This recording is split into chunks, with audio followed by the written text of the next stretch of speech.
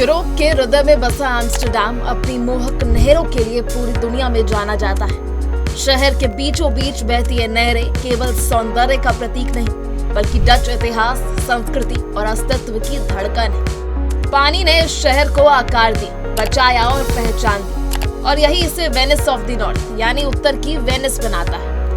Amsterdam की नहरों की कहानी 17वीं सेंचुरी के डच गोल्डन एज से शुरू होती है।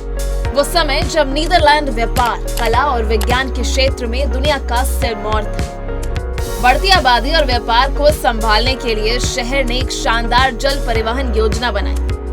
सन 1613 में शुरू हुई इस योजना में 4 अर्धवृत्ताकार नहरें बनाई गई। हेरनग्राच, जिसे पेट्रिशियंस कैनल के नाम से भी जाना जाता है, कीजर्सग्राच यानी जिसे एम्परर्स कैनल के नाम से भी जाना जाता है, प्रिजनग्राच जिसे प्रिंस कैनल के नाम से भी जाना जाता है, और सिंगलग्राच। ये नहरें एक के भीतर एक जैसे पहिए के घेरे हों शहर को घेरे हुए। इनके किनारे सैकड़ों पुलों और 90 से अधिक द्वीपों ने शहर को जोड़ रखा है। एम्स्टर्डम का ग्राटन गॉर्डल यानी नहरों की अंगूठी यूनेस्को की विश्व धरोहर सूची में दर्ज है। यहाँ की वास्तुकला शहरी नियोजन का अद्भुत उदाहरण है। जब आप नौका में बैठकर इन नहरों से गुजरते हैं तो चारों ओर 17वीं सेंचुरी यानी 17वीं सदी के भव्य घर, झुके हुए छज्जे और फूलों से सजे पुल आपको समय में पीछे ले जाते हैं। इन नहरों के किनारे खड़ी मर्चेंट हाउसेस उस युग की संपन्नता की जीवंत झलक।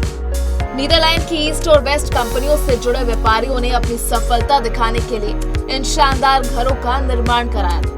हेरनग्राच के किनारे बने घर सबसे प्रतिष्ठित माने जाते हैं, संकरे, ऊंचे और सुशोभित। उनकी सजावट में रेनेसांस और बारोक शैली के तत्व आज भी नजर आते हैं। नहरों के किनारे चलते हुए आप देखेंगे कि कई पुराने घर आगे की ओर झुके हुए हैं, कुछ प्राकृतिक कारणों से जैसे लकड़ी के खंभों का शरण, और कुछ जानबूझकर ऐसे बनाए गए। पुराने समय में झुका हुआ अग्रभाग बारिश के पानी से निचली मंजिलों की रक्षा करता था, और ऊंचे छज्जों से रस्सियों के सहारे माल ऊपर खींचना आसान होता था। प्रसिद्ध एनी फ्रैंक हाउस इन नहरों की यात्रा का सबसे भावनात्मक ठिकाना है। द्वितीय विश्व युद्ध के दौरान ये वही स्थान था जहां एनी फ्रैंक और उनका परिवार नाजियों से छिपा। आज ये घर संग्रहालय में बदल चुका है और पानी से इसे देखना एक अद्वितीय अनुभव देता है, जैसे इतिहास आपको पुकार रहा।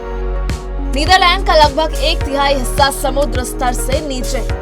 डच लोगों ने इस चुनौती को अवसर में बदला। बांधों, स्लुइसों और लकड़ी के खंभों पर टिके घरों से पानी ने इन्हें सिखाया कि कैसे जिया जाए, उससे लड़कर नहीं बल्कि उसके साथ संतुलन बनाकर। आज एम्स्टर्डम की नहरें केवल विरासत नहीं बल्कि जीवन का हिस्सा है। इस वक्त हम एम्स्टर्डम की कैनल राइड्स पर हैं और ये बहुत ही सुंदर राइड होती है। और इस शहर में 200 किलोमीटर का एरिया जो है कैनल्स का है, और ऐसे छोटे बड़े 1000 से ज़्यादा ब्रिज हैं, और सारी इन्होंने कैनल्स को बड़े साफ सुंदर तरीके से रखा हुआ है। ये यहाँ की विरासत है, और ये शहर भी 750 साल पुराना है। मतलब यहाँ पर जितनी पुरानी बिल्डिंग है उनका रख रखाव भी उसी हिसाब से होता है, और इसीलिए इनकी इतनी अच्छी है क्वालिटी कि सब लोग आते हैं पूरे वर्ल्ड से तो कैनल राइड जरूर करते हैं।